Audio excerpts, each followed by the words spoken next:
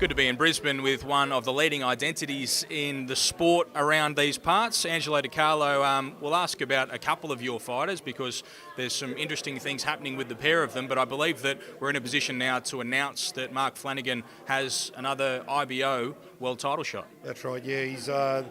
We've signed the contract, so that's going to be taking place in the end of the year in South Africa. So, look, we had a deal to fight Jai Apataya after this fight. Unfortunately, Mick Francis and myself had cut a deal, but we always said that if there was a bigger opportunity come up that we would go for that, and that's what we've done. Look, the fight with Jai is always going to be there, so we'll see what happens at a later stage with Jai Apataya. So he's off to South Africa to fight with Kevin Lorena. He's a southpaw, a pretty tricky type. They call him the KO Kid. He's got a bit of power. It does look a tough fight for Flanagan, but obviously you think it's a winnable one. Look, I think it's a winnable one. I mean, look, he's if you think about Denis Lebedev, probably one of the best cruiserweights in the world, and has been for many years.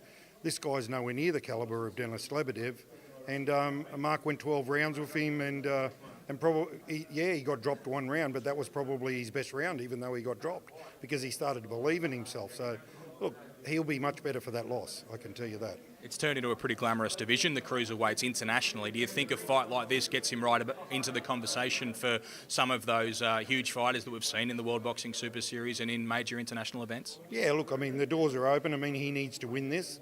And when you look at the current world champion, I think holds three belts. He'll be chasing that IBO belt. He'll want to unify it. So if he wins this fight, this is a big payday for him. So. Liam Paro is the other one that we should talk about. His rankings continue to improve. I think there was another adjustment this week. Yeah, he's number 10 in the world, and willing to take on anybody and everybody. We looked at anybody in Australia, and we chased every fighter in Australia. Unfortunately, there was nobody willing to fight him, so we're now in a position where we're going overseas and looking for what we can to improve him every fight. Before all that, though, he does have a fight in Melbourne. What are the details on that fight? Look, he's fighting a guy that's 27-4. Formerly fought George Kambosos. Went 10 rounds with George Kambosos. So look, he won't go 10 rounds with Liam Paro. Let's put it that way. And what happens immediately after that fight? You do go internationally for a fight, or do you go and try and find opponents? Well, look, we're looking to defend his WBO World Youth Title.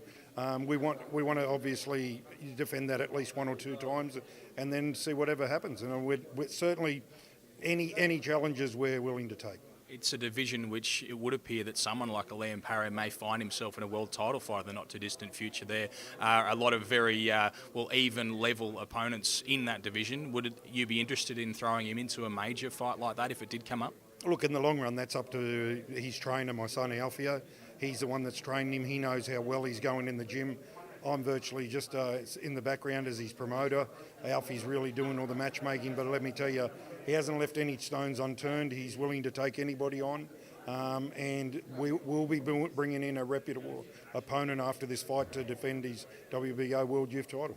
I know ultimately they're competition, but seeing what DDP are doing here and obviously all the buzz around Jeff Horn and what Glenn Rushton's doing in his gym, it has to help everyone in Queensland boxing and particularly here in Brisbane, which has pretty much become the boxing capital of the country. Do you feel that that's the way things are going? Look, I don't see him as competition because I've actually helped him, Paul, with 4 fights on this card. So it's all about working together. All promoters should be working together. It's not just about one, here in Queensland. Queensland's leading the way at the moment because we have some great fights. Jeff Horn's created a big difference. Mundine's always been at the top there. And that fight, put them two together, it could be massive for Australian boxing. I think we will see that fight before the end of the year, but what is coming up for your promotions? Look, I've got Jason Plugger fighting Ben Kelleher for the Australian title. I've got April Adams fighting a young girl from Singapore as well for the WBO title. So there's some big fights next weekend at the Mansfield Tavern. Looking forward to it. Thanks for the chat, Angelo. Thank you very much, Ben. All the best.